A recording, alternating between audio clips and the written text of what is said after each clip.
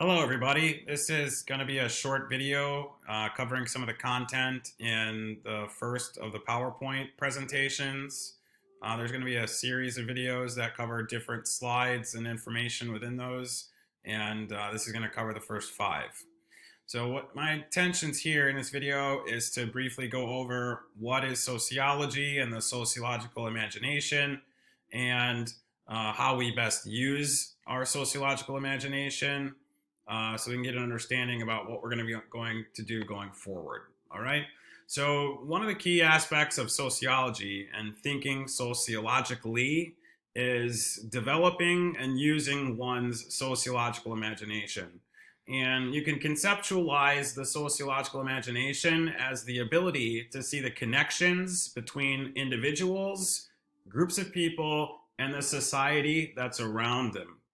So with the sociological imagination, we can look past superficial explanations of why people find themselves in the circumstances they do, be that individuals or groups of people, and understand how they got that way based on what's going on in the society around them. That it is society and not personal flaws or personal qualities that is the main contributor to where people find themselves.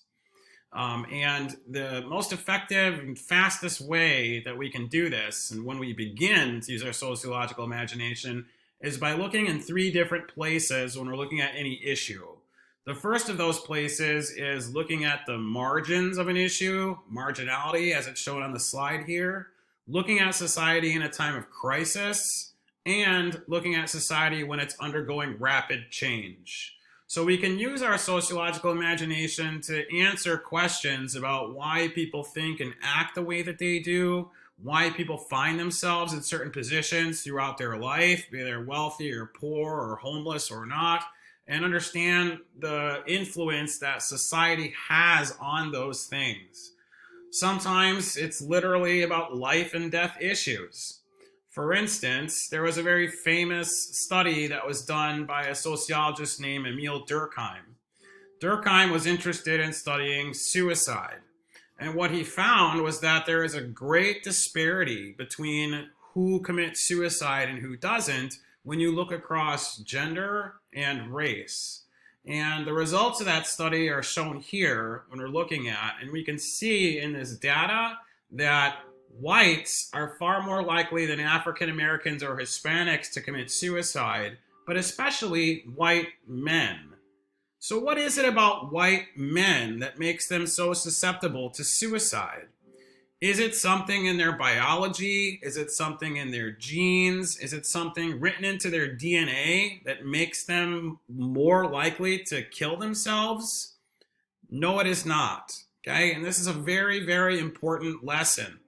There is no biological trait that explains the behavior of a group of people. There is nothing written into the DNA of any group of people that says they are more or less likely to do anything. There's nothing written into the DNA of white men or in their genes or chromosomes that say that they're more likely to kill themselves. There's nothing written into the DNA of women that says the opposite. Okay? These differences that we see are from society. They are social forces that are acting on these groups of people in different ways. Okay, so there's no biological construct that makes a person more or less, makes a group of people more or less likely to be honest, more or less likely to commit crimes, more or less likely to succeed. None of that is true. However, that's often an explanation we are presented for a number of different things. Okay, looking past those superficial, basic explanations, those incorrect explanations, and understanding what's beneath them, what role society plays here, that is using your sociological imagination. And that is something that we're going to be practicing as we go through the course and as we look at the different issues that we're going to be looking at. Okay, so we'll come back and look at this suicide issue and answer why it is that white men are so much more likely to kill themselves than anyone else, as compared to these people represented here on this chart. But really, they are the highest suicide risk of anyone in the United States. Okay? So one of the key takeaways of the sociological imagination is that it is society, not people, that are the main causes of poverty and other social problems. Now, this challenges common conceptions about why people find themselves in the situations that they do. For instance, when you think about poor people, all people who are just in abject poverty in the United States, the poorest among our society, often the thing that is used to explain their circumstances is that, well, those poor people, they just don't work hard enough, or they just don't try hard enough, or they're just not smart enough, or they're lazy, or some other kind of explanation like this, okay? That there's something about them, right? There's something about some characteristic or trait that they have or do not have, which causes them to be in the circumstances that they are in. Conversely, when we look at people who are wealthy, often people who are wealthy are explained as, well, those people are really, really smart, and they're really driven, and they're really ambitious, right? That's the reason why they are wealthy in the way that they are.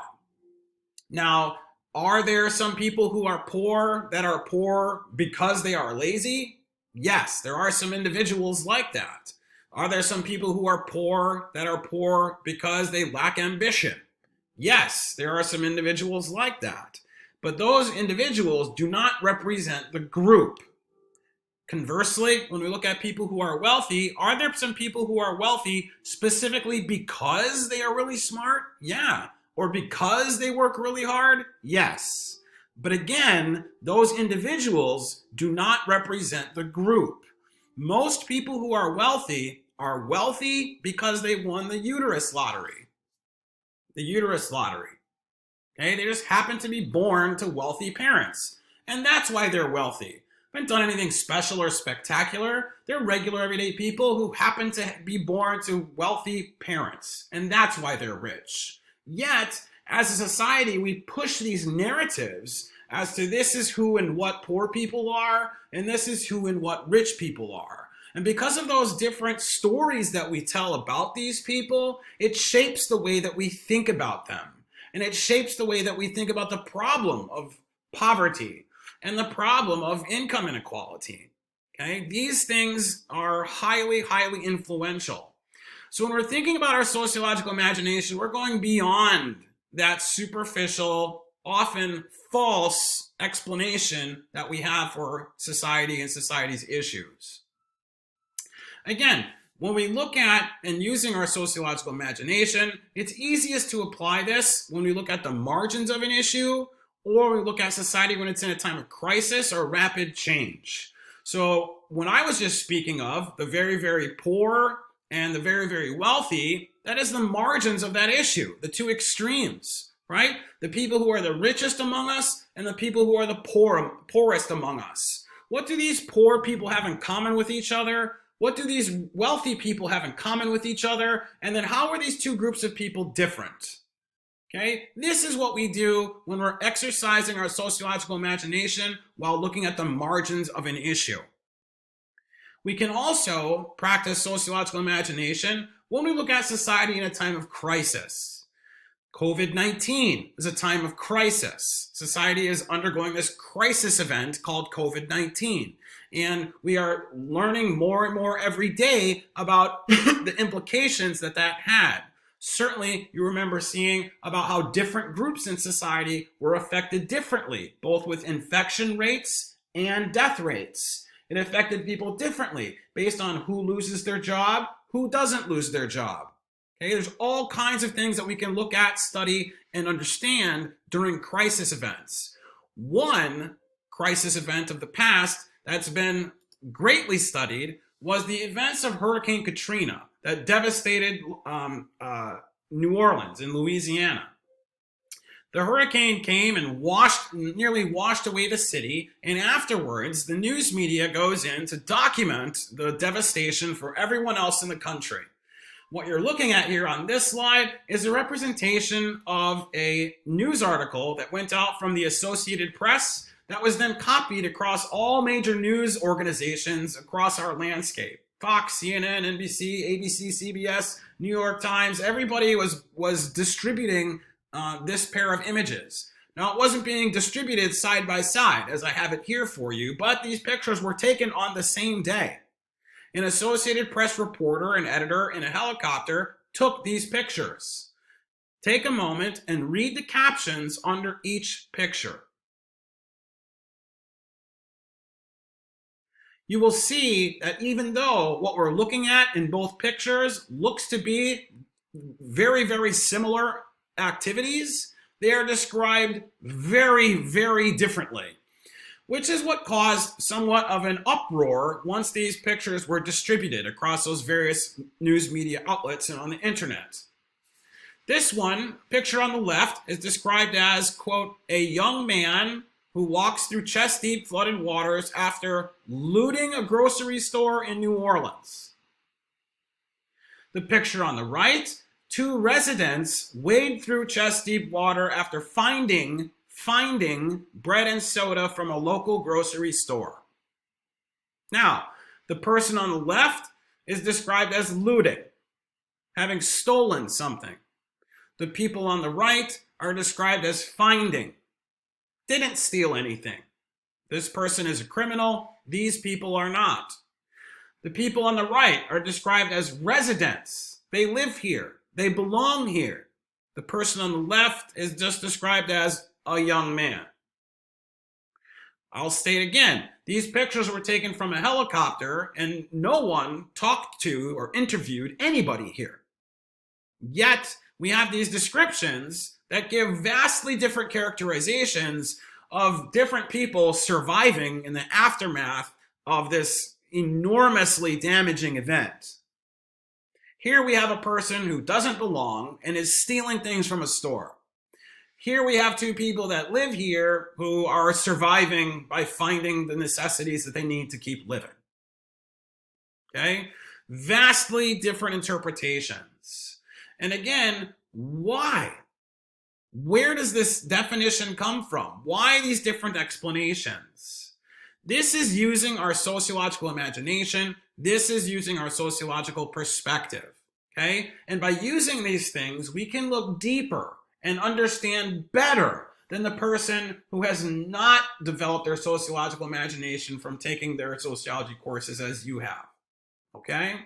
So look for in the next video when we continue to cover material from theory and method. If you have questions or comments, I would appreciate those. If you leave those in the comment section below, have a good day.